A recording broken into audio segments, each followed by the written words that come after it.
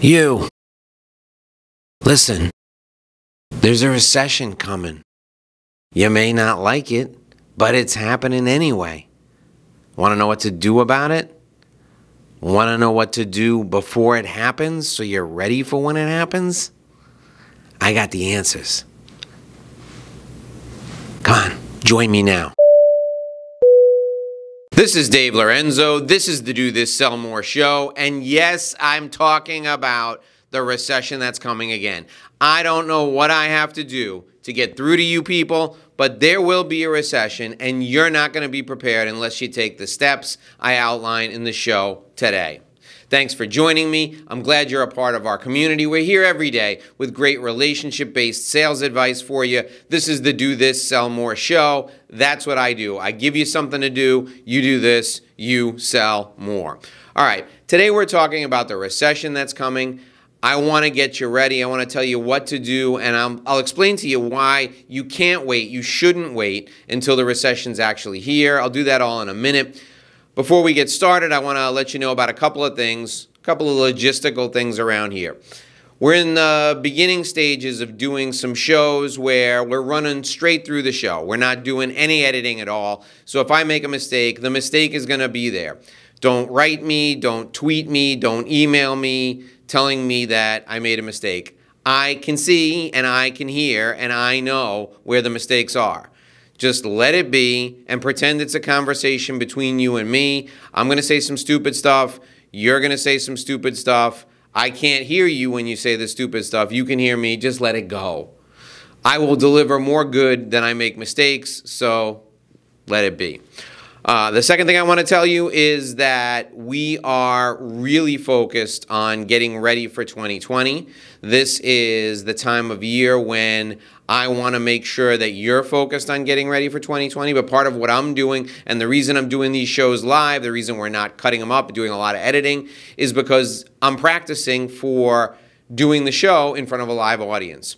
We are going to be doing something that will look like a show in front of a live audience at some point in the upcoming year. We're working on putting the final touches on that now, and this is not only great information for you, but it's kind of practice for that. So that's why we're going all the way through with the live shows.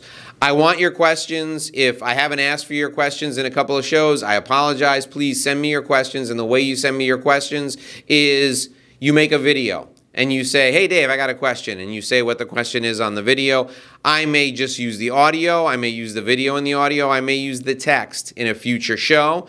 And then you send the video to askdave@dlorenzo.com. AskDave@DLORENZO.com. That's where the questions go. I love the questions. We do the questions every day. You can hear the questions on the podcast. That's what the questions are good for. They give us something to talk about at the end of the show. I need you to help me out. Please do me this favor. Send me your questions. I know you have questions. I want to answer them for you. All right, let's talk about the recession and why you shouldn't wait for an official recession to get started preparing. An official recession, the definition of that is 2 consecutive quarters of negative growth. And that's negative growth for the gross domestic product of the country.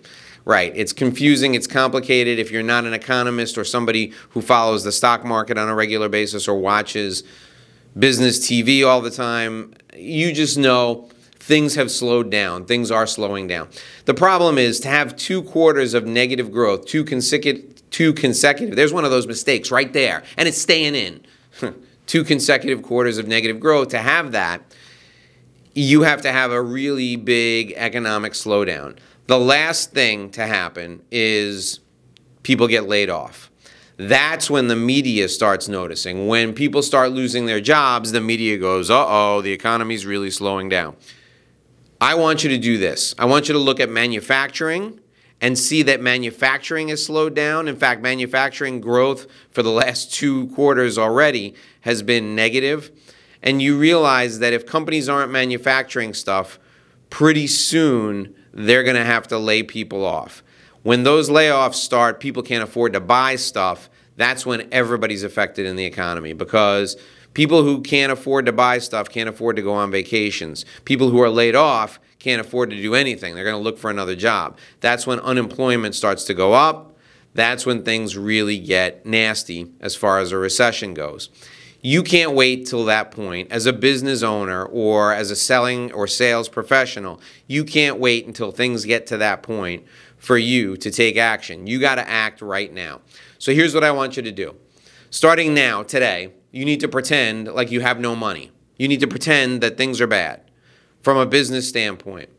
You need to look to cut costs everywhere you can and take the money that you save and put it into savings in your business. This will allow you, if you have employees, to keep them employed longer because you can draw on your savings before you lay people off. It's also going to allow you to prepare yourself because when things get bad, you can steal market share from your competitors if you have some cash. You'll have more employees, you'll have more boots on the ground, have feet on the street. You can get market share from your competitors in a recession. So a recession is a good thing if you prepare in advance. So I need you to be lean and stay lean. If somebody leaves on their own, because as I record this today, the job market is really good. So your people may be out there thinking they can get a better job. And maybe they can get a better job. So when they go, instead of looking for a replacement right now, I would look to see if you can do without them right now. I know you're busy, but here's the thing. If you can do without them right now, if you can save that money for that position right now, you can have your pick of who you want to replace that person in 6 months when the economy gets bad, or you can figure out how to do without that person and save that money in total and be ready to steal market share from your competitors by adding an additional salesperson down the road.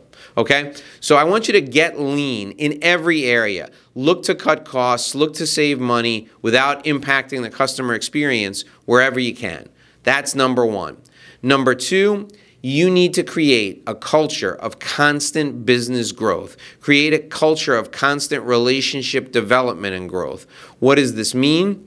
I want you to go reach out to all of your current clients. Everybody who pays you for business services right now or who pays you for your products right now, and I want you to see what other problems they have that you can solve for them.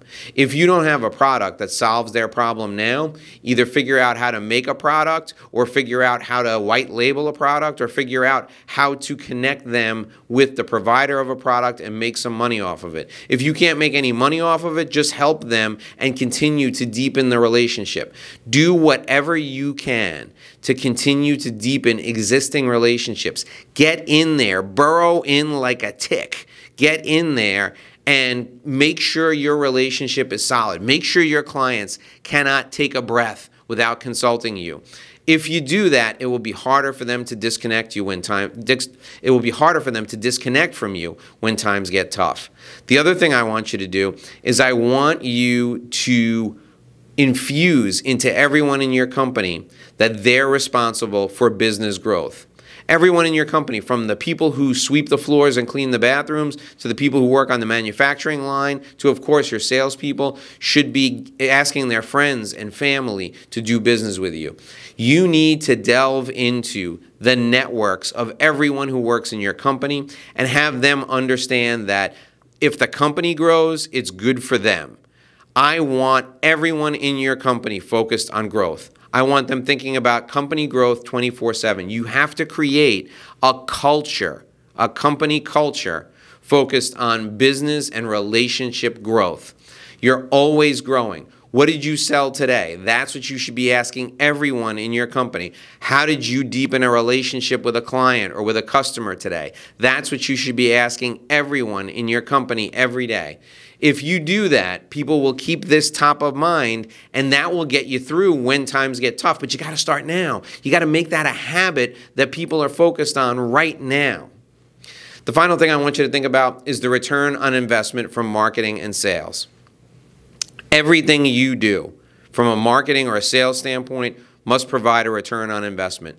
Cut out any brand advertising that you're doing. If you're just doing something to generate brand awareness, or you're just doing something for promotional purposes or public relations purposes, stop doing it. Everything you do from a marketing and sales perspective must produce a return on investment or you stop. You run an ad. If the ad gives you a positive return on investment, you rerun the ad again until it stops giving you a positive return on investment. If it doesn't give you a return on investment, you never run that same ad twice. If your salespeople aren't producing, you go back and retrain them. If they don't produce after that, you get rid of them and you get more salespeople or different salespeople. You have to get a return on investment from every effort in sales and marketing, and you got to start that now. The reason I want you thinking about these things today is because it's going to take a few months for them to become habits, for them to become part of your company culture. That's why I want you focused on this now. That's why I want you focused on it today. You got to be lean and stay lean. You got to create a culture of constant, continuous business and relationship growth and development. You've got to get an ROI. You've got to get a return on investment from everything in marketing and in sales. Now, we've talked a lot about recessions and the recession that will come. It's going to come. It's immutable. It's like the laws of gravity. Eventually, the economy slows down. Growth is negative. It doesn't have to last a long time. It may only last 6 months, but you should be focused on growth even through that recessionary time period.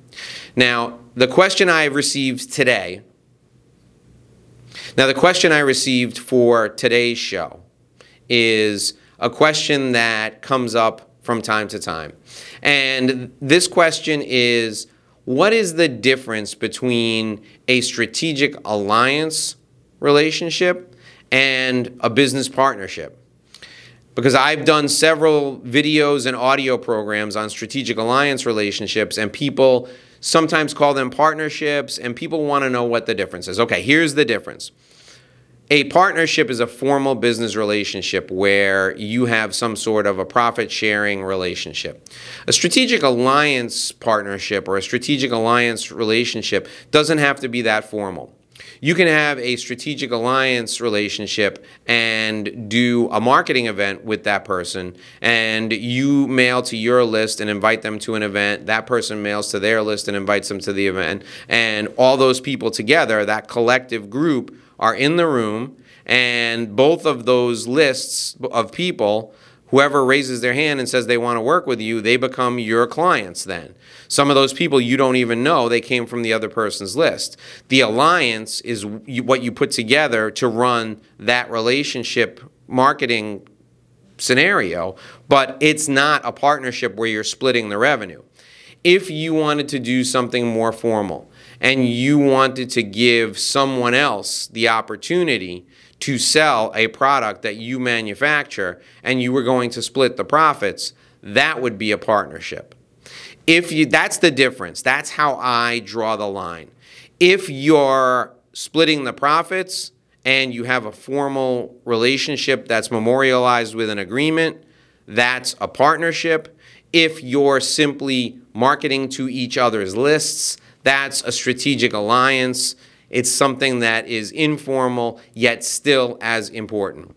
And by the way, if we're talking about recessions, and that was the theme of today's show, don't wait to get ready for the 2020 recession. You're talking about a recession, strategic alliances are a great way to get through a recession. If you're going to go into a recession and you want to make sure you have as many relationships out there as possible so that you can survive, because some people will have money, other people won't, what I want you to do is form a strategic alliance relationship with other people who target the same clients that you target, and then market to their list, let them market to your list so you attract as many people as possible. That's another way to get through the 2020 recession, the upcoming recession. And it's a bonus because we took that question today on strategic alliance relationships versus formalized partnerships. Send me your questions. AskDave@DLorenzo.com. AskDave@DLorenzo.com. I look forward to seeing you right back here again tomorrow. Until then, make sure you do this, because if you do this, you will sell